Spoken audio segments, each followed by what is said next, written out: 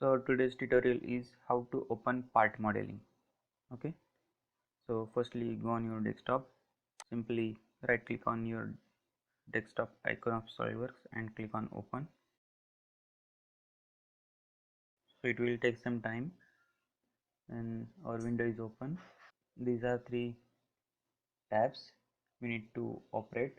First is part, second is assembly, and third is drawing. So only we need a part, so click on part. So we'll get the window of part. This is the part modeling. So if the window is open, then in your new part is formed, which is named by part 1. This is part 1. Okay, now our tutorial is finished as the title. Thank you.